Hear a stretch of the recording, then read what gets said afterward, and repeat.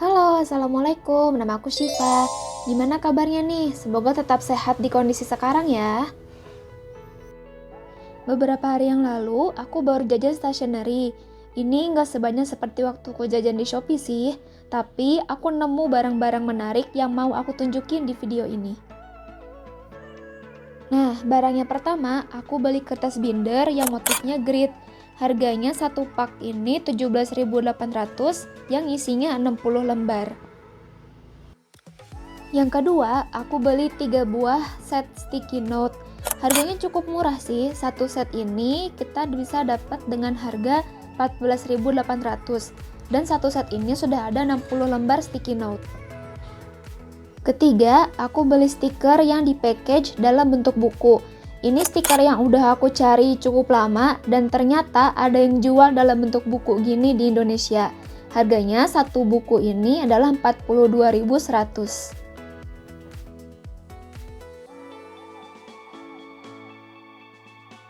Nah, barang keempat yang jadi highlight dari video ini adalah financial planner atau planner keuangan dari merek Pick My Book. Awalnya pas aku mau jajan gak niat beli ini sih, tapi malah jadi penasaran sama plannernya dan akhirnya beli juga. Luarannya ini hardcover, terus tampilannya doff. Ada 3 varian desain yang tersedia dan aku beli varian notes karena aku tertarik sama warnanya yang kuning, jadi memberikan kesan yang cerah tapi tetap kalem. Di bagian depan ada desain planner yang berbeda setiap variannya, lalu di bagian belakang ada sosial media dan alamat website Pick My Book.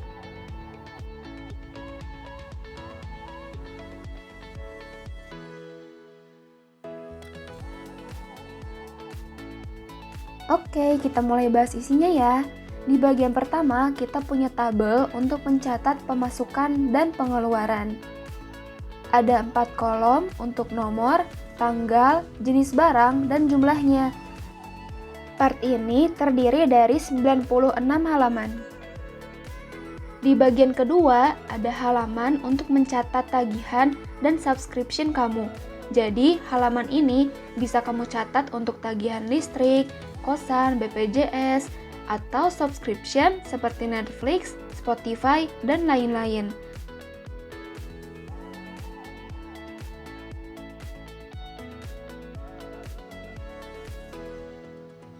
Di bagian ketiga, ada halaman untuk mencatat tabungan.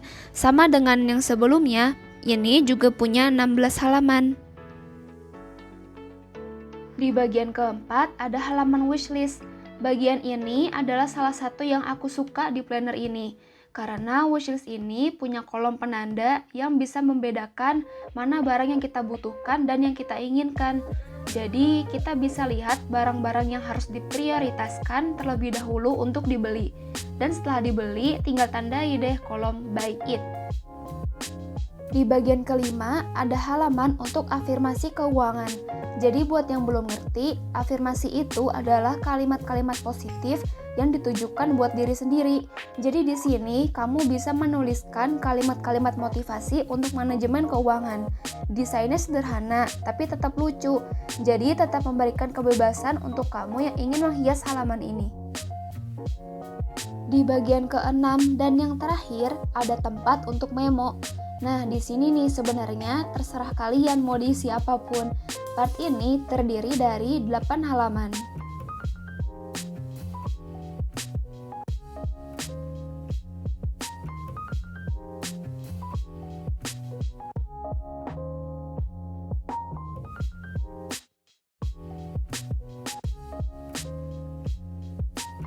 Nah, sekarang kita masuk ke kelebihan dari planner ini. Pertama, yang aku rasa itu adalah covernya. Bentuknya ini hardcover yang terasa kokoh dan bisa tahan lama. Jadi planner ini nggak cuma sekedar tampang lucu di luar aja. Kedua, ada pembatas yang berbahan kain. Ini sebenarnya nggak memberikan pengaruh yang besar sih di aku. Tapi pembatas ini tuh memang ngasih kesan yang berkualitas untuk planner ini. Ketiga adalah bahan kertasnya yang cukup tebal. Jelas karena produk ini pakai kertas 100 GSM. Jadi kalau kamu pakai highlighter atau spidol pun gak nerawang ke halaman selanjutnya.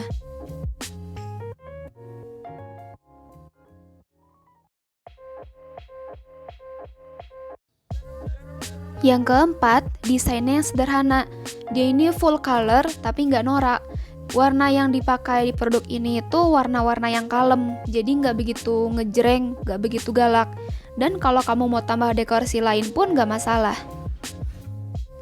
Oke, sekarang kita bahas beberapa kekurangan yang aku rasakan di produk ini. Sebenarnya cuma satu, yaitu jilidan si buku ini. Kalau aku lihat lebih detail, planner ini disusun atau dijilid dengan cara dijahit benang.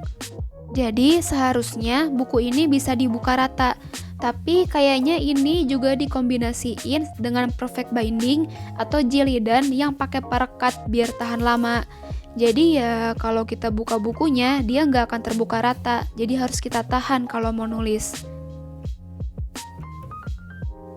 Kekurangan kedua adalah harganya yang ya lumayan lah. Aku beli ini dengan harga 119.000.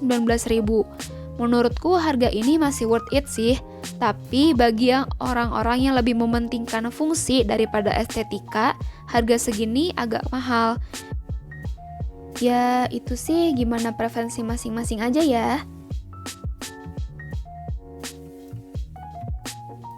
Oke, cukup segitu bahasan aku tentang barang-barang yang aku beli. Gimana nih, tertarik beli juga nggak? Kalau iya, udah aku sertakan link produknya di box deskripsi ya. See you, bye!